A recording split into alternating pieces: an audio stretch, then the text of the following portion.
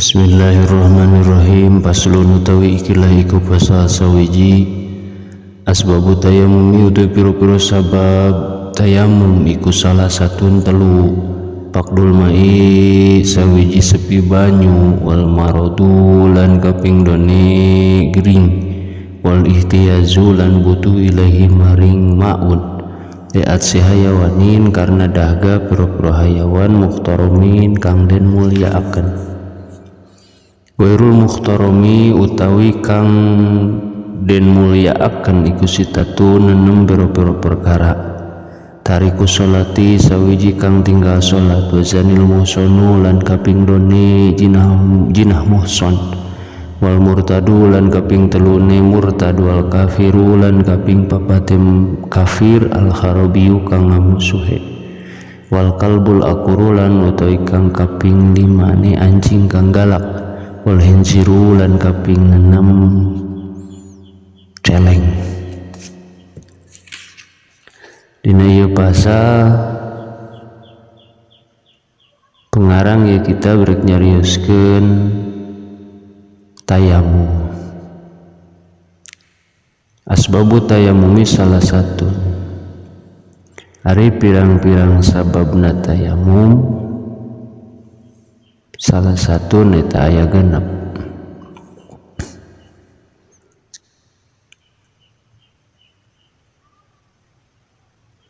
Ari harti dina kecap tayamum teh cek ulama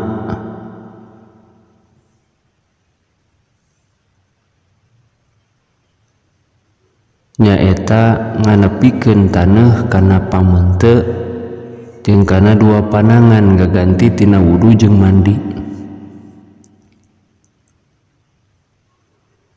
Ti mimiti iraha dipardukeunana ieu tayamum. Dijawab ku ulama dipardukeunana tayamum teh dina taun kagenep tina hijrah. Naon nu jadi dalilna disyariatkeunana tayamum? Menurut Al-Qur'an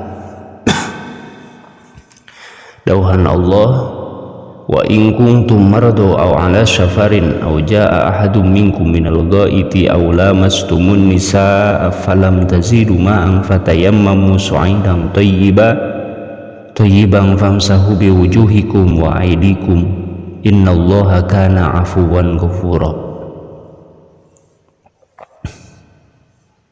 Jeung lamun kaayaan aranjeun kabeh teh dina kaayaan keur gering atawa aya dina kaayaan keur nyaba atawa salah saurang ti aranjeun kabeh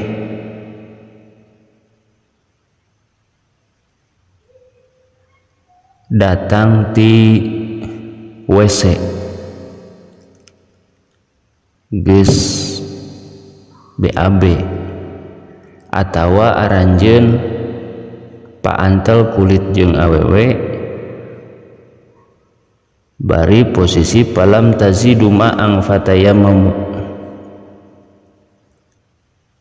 kari-kari aranjeun teu marangi cai maka anjeun kudu patayammamu kudu tayamum ku taneuh anu suci saindang thayyiban. Pasahu biwujuhikum tuluy aranjeun kudu ngusapameun teu aranjeun wa aidikum jeung panangan aranjeun kabeh. Innallaha kana afuwan ghafura sabab Allah nu maha ngahampura jeung nu maha ngamaafkeun kana sagala perkara. An-Nisa ayat 43. Tadalil disyariatkeunana tayamum menurut Al-Qur'an. Jadi menurut sunnah Kangjeng Nabi. Menurut sunnah mah Imam Muslim ngariwayatkeun dawuhan Kangjeng Rasul wa ju'ilat turbatuha lana tahuran idza lam najidil ma'a. Geus dijadikeun taneuh bumi keur kaula eta teh bisa dipake susuci di mana teu mangi kana cai. Jadi di mana ulah cai tanah bisa dijadikan alat susuci ta menurut sunnah. Nu katiluna cek ijma ulama, menurut ijma ulama yang tayamum teh eta disyariatkeun pikeun gaganti wudu jeung mandi dina tingkah anu tangtu,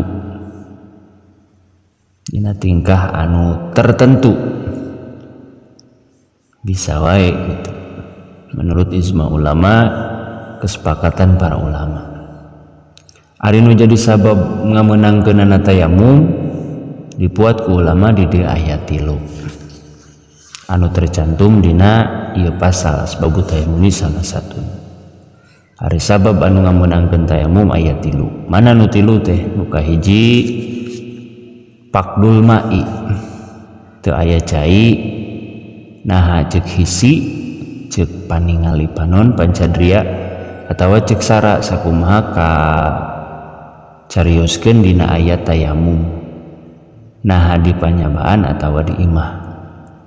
Ari henteu aya cai di panyabaan eta sajalan jeung golim.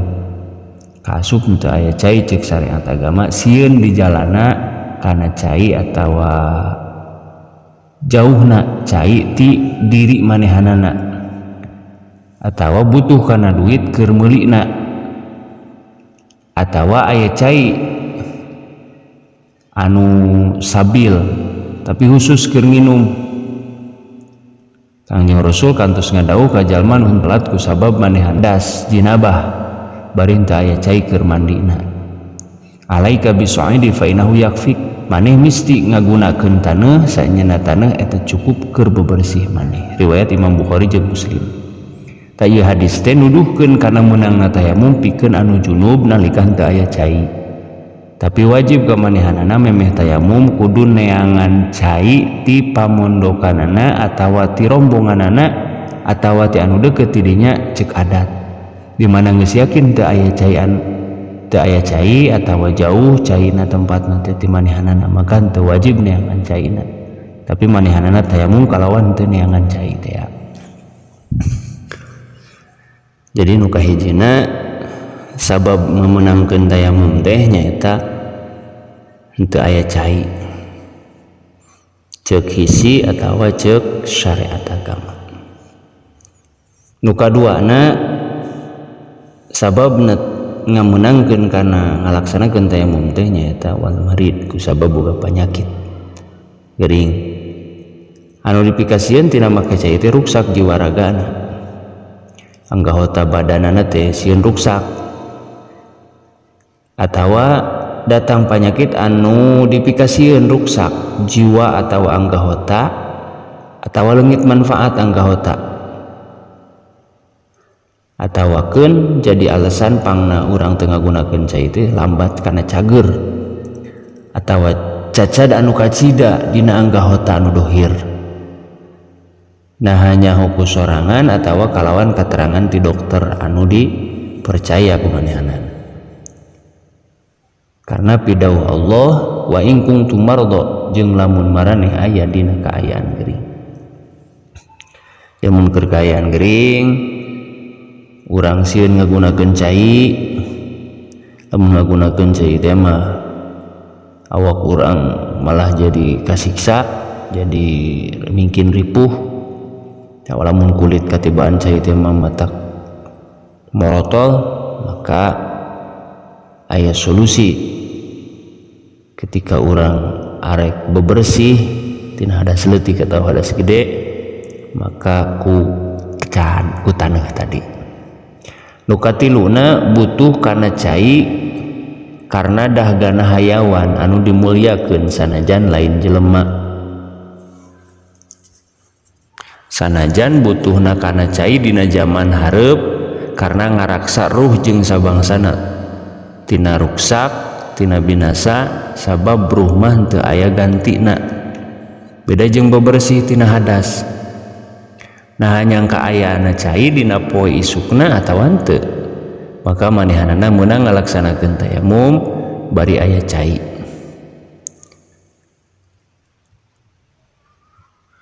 Jeung haram susuci ku eta cai sanajan saeutik caina, di mana nyangka eta hayawan anu dimulyakeun anu ngabutuhkeun cai dina qafilah. keluar kalawan kaid muhtaram hayawan anu teu dimuliakeun. Jadi sabab pangna urang boleh ngalaksanakeun tayamum teh wal ihtiyazu ilahi li aci hayawanin muhtaramin, butuh kucai karena dahga hayawan nu dimuliakeun. Kayak nih misalkan urang aya ku ayana mah cai teh ngan sakitu-kituna, namun ku urang dipake eta teh keur para hayawan anu dimuliakeun. Maka urang sanajan bari aya cai menang tayamum, kecuali kabuktian lain keur nginumna hayawan anu muhtaram anu dimuliakeun. Aya cai mah ngan parab ngan jang inuman guer muhtaram hayawan anu teu dimuliakeun, eta mah meunang dipake. Nah aya kitu makhluk anu guer muhtaram, atunya aya cik ulama wairul muhtarami sitatun, hayawan nu teu dimuliakeun teh aya genep. Mana nu genep teh? Tarikus sholati, nu kahiji jalma nu ninggal salat. Salat naon? Atuh salat fardu karena inkar kana kawajiban salat. Padahal manehanana geus akal, geus baleg tur boga akal. Lain jalma kafir.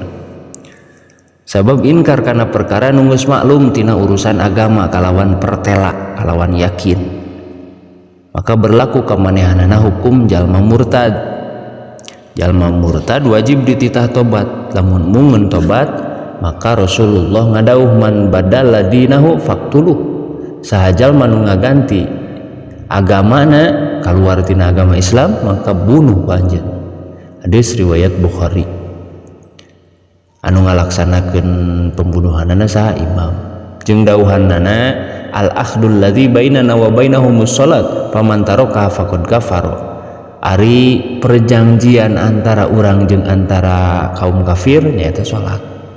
Jadi perbedaan antara urang jeung kaum kafir teh nu ngabedakeun teh salat. Sajal manu tinggal salat maka sanyana manehanana geus kafir. Geus lain Islam deui. Riwayat Ahmad jeung Ashabus Sunan. Ku ulama Imam Syafi'i, Imam Abu Hanifah jeung Imam Malik ieu hadis teh dimahmulkeun ka jalma anu inkar kana wajibna salat. Tapi jalma anu tinggal salat karena kedua teu inkar, masih ngaku jeung nekadkeun kana wajibna salat, maka eta jalma teu kafir tapi fasik, dosa gede. Sarta kudu dititah tobat. Ari tobatna nyaeta sina salat. Lamun teu tobat wae sakitu geus dititah tobat, maka berlaku ka manehanana hukum had. Ieu pamanggih jumhur ulama, Imam Syafi'i, Imam Hanafi jeung Imam Maliki. Didasarkeun kana dawuhan Rasulullah sallallahu alaihi wasallam, la yakhilu damu mri'in muslimin illa bi ihda salasin, kufrin ba'da iman, wa zinan ba'da ihsan, wa qatlin nafsin bi ghairi haq. Teu halal darah jalma Islam iwati ku migawe tilu perkara. Nu kahiji kupur sanggeus iman, nu murtad dea. Nu kadua zina sanggeus ihsan, pernah laki rabi. Nu katiluna maehan jiwa jalma anu teu aya hak. Riwayat Bukhari jeung Muslim. Sinareng dawuhan Allah, dawuhanana, dawuhan Kangjeng Rasul, khamsu shalawatin katabahun Allahu alal ibadi paman jaa bihinna falam yudayyi' minhunna syai'an istighfafan bihaqqihinna kana lahu indallahi ahdu ayyudkhilahul jannah. 5 salat anu geus diwajibkeun ku Allah ka abdi-abdina, saha jalma anu ngalakonan kana eta salat fardu anu 5 manehanana teu ngaluarkeun kana sarufa oge tina salat karena ngenteng-ngenteng kana hakna salat, maka manehanana boga perjanjian di Allah kana baris diasupkeun kana surga Allah. Wa man lam ya'ti bihinna falaysa lahu indallahi ahdun insya'a adzabahu wa insya'a adkhalahul jannah. Tapi jalma anu henteu ngalaksanakeun kana eta salat fardu anu 5, maka manehanana henteu boga perjanjian di Allah. Lamun Allah ngersakeun tangtu manehanana disiksa ku Allah, jeung lamun Allah ngersakeun tangtu manehanana diasupkeun kana surga Allah. Hadis riwayat Imam Abu Daud jeung Imam Ibnu Hibban. tak iya teh hiji dalil yang jalma anu ninggalkeun salat ku sabab kedua ku sabab tepati merhatikeun bari nekadkeun kana wajibna salat nyaho wajibna mah ngan ngeluh salat teh teu lima anana eta mah teu kaasupkeun kafir ngan pedah disebut nanti kaasup karena ngalanggar asup karena dosa gede sabab kafir mah teu aya anu asup ka surga lamun ieu jalma maut maka berlaku ka manehanana hukum mulasara jalma Islam eta kudu disiraman dibungkus disalatkeun jeung dikubur di tempat kuburan muslimin sabab manehanana masih dianggap muslim.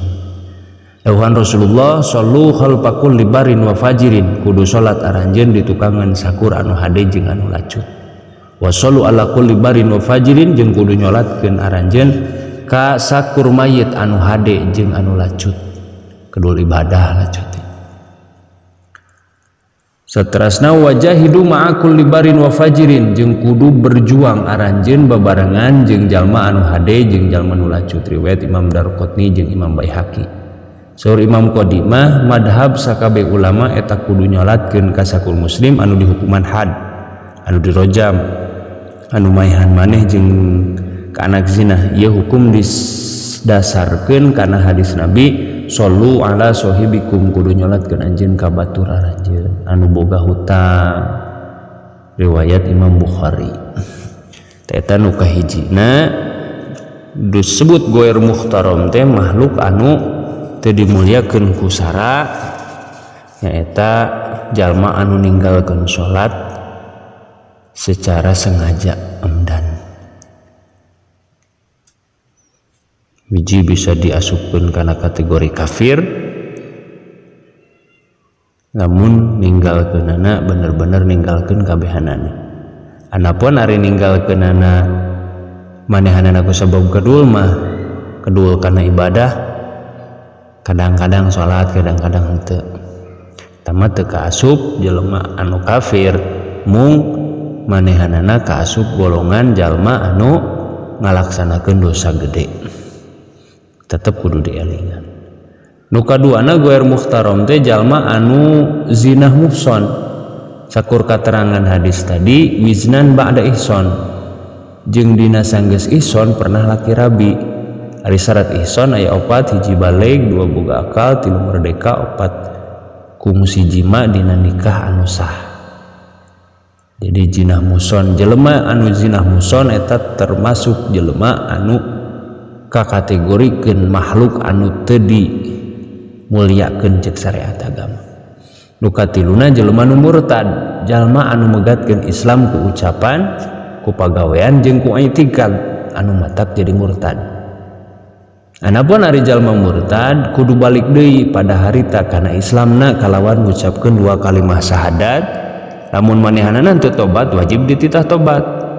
Jeung teu ditarima ti manehanana iwal ti Islam atawa dibunuh. Ari anu ngalaksanakeunana pembunuhan eta saha? Imam. Karena dawuhan Rasulullah sallallahu alaihi wasallam, "Man badala dinahu faqtuluh." Saha jalma anu ngaganti agamana, yakni keluar tina agama Islam, maka bunuh we ku anjeun. Jeung hadis anu tadi kufrun ba'da iman, kufur sanggeus Islam.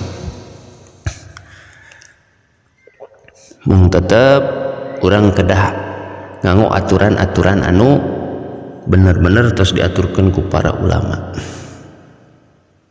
Jadi ulah cuma sebatas urang nyaritakeun secara real ka jalmi-jalmi anu ninggalkeun tina kaislaman murtad akhirna dibunuh langsung ulah kitu nya, dipapatahan heula, dipepelingan heula. Sabada urang mepelingan atos nita tobat atos teu ngawaro keneh. Nah eta bisa ku urang ku para imam eta si jalma dipegatkeun nyawana, dibunuh hartina mah. Nu kaopat nu kaasup goer muhtaram, makhluk anu teu dimulyakeun ku syara teh nyaeta kafir harobi, kafir anu henteu boga perjanjian damai jeung muslimin, kafir anu merangan Islam. eta termasuk guer muhtaram. Ari kafir dimi mah nyaeta kafir warga negara anu tunduk karena peraturan pamarentah Islam jeung ngayakeun akad zizyah jeung imam atau wakilna jadi perjanjian damai eta mah muhtaram. Nya kitu deui kafir muakhid, kan kafir teh loba nya. Kafir dimi, kafir muakhid, kafir harbi. Nah ieu kafir muakhid nyaeta kafir ahli harbi anu ngayakeun akad perdamaian jeung imam atawa wakilna imam karena gencetan senjata dina jero 4 bulan atawa 10 tahun kalawan aya imbalan ti maranehanana eta termasuk muhtaram. Dawuhan Rasulullah man adza dimiyan fa ana khusmuhu, saha jalma anu milaraan ka kafir dimi maka kaula musuh maranehanana. Hadis riwayat Al-Khatib ti Ibnu Mas'ud. Jadi model aya misalkan teh mah orang kafir masuk ke daerah urang tapi teu ngaganggu manehanana, malah mah ngikuti kana aturan nu aya di lembur urang, usum ngaji-ngaji gitu ibaratna mah. Jadi manehna teh ngaganggu kana aktivitas muslim tadi, maka nu kitu mah tong diperangan termasuk muhtaram. Makhluk nu dimuliakeun keneh, tapi lamun merangan ka urang kaya ning ku sabab datang manehna teh usum ngaji dieureunkeun ku manehna gandeng teh lah jeung sajabana, maka eta mah kudu diperangan ku urang, termasuk malahan mah makhluk nu guer muhtaram. Sareng deui dawuhan Kangjeng Nabi alla man dzallama muakhidan awin taqassahu aw kallafahu fawqa taqatihi aw akhadha minhu syai'an bighairi tibin nafsi fa ana hajijuhu yaumal qiyamah. Ingat saha jalma anu ngadolim ka kafir muakhid atawa ngahinakeun manehanana atawa mere beban ka manehanana luar tina kamampuhan eta kafir muakhid teh anu nyokot hiji barang ti manehanana henteu kalawan kasenangan hate maka kaula musuh manehanana dina poe kiamah. Kitu ceuk Kangjeng Nabi, riwayat Imam Abu Daud. Jadi nu kaopatna nu disebut guer muhtaram teh kafir harbi. Nu kalimana guer muhtaram teh wal kalbul akur, anjing nu galak. Diterangkeun dina hadis Bukhari jeung Muslim dawuhan Rasulullah khamsun minad dawabi kulluhunna fawasiku yuktalna fil haili wal haram al ghurab wal khid'atu wal aqrab wal fa'ratu wal kalbul akur. 5 tina satu hayawan kabehanana eta teh pasek kaluar tina hukum anu sejen ku sabab ngaruksak, dibunuh dina tanah halal jeung dina tanah haram. Hiji gawok, 2 heulang, 3 langir, 4 berit, 5 anjing galak, 6 bagong. Ieu bagong haram dina lisan sakabeh nabi jeung sunat dipaehanana ku sabab galak atawa henteu galak. Rek galak teu galak ieu 5 makhluk mah ieu 51 mah meunang dipaehan teu naon halal, arek di tanah halal atau di tanah haram. Mun di Mekah nah di urang oge nya kitu keneh, gaok, langir, heulang, berit, anjing anu galak tenan dibunuh misalkan ku urang. Nah jadi kesimpulanana tina ieu bahasan nyaeta nu matak ngajadikeun sabab tayamum teh aya 3, nu kahiji ku sabab teh aya cai, nu kadua ku sabab gering, nu katilu ku sabab butuh. Eta cai teh dipake nginumna hayawan anu dimuliakeun ku syariat agama. Anapun ari hayawan anu teu dimuliakeun ku syariat agama aya 6, nu kahiji jalma nu ninggalkeun salat, nu kadua jalma anu zina muhson, nu katilu jalma nu murtad, nu kaopat jalma kafir, nu kalima anjing anu galak, nu kagenepna guer muhtam teh nyaeta babi tanapi bagong. Wallahu a'lam.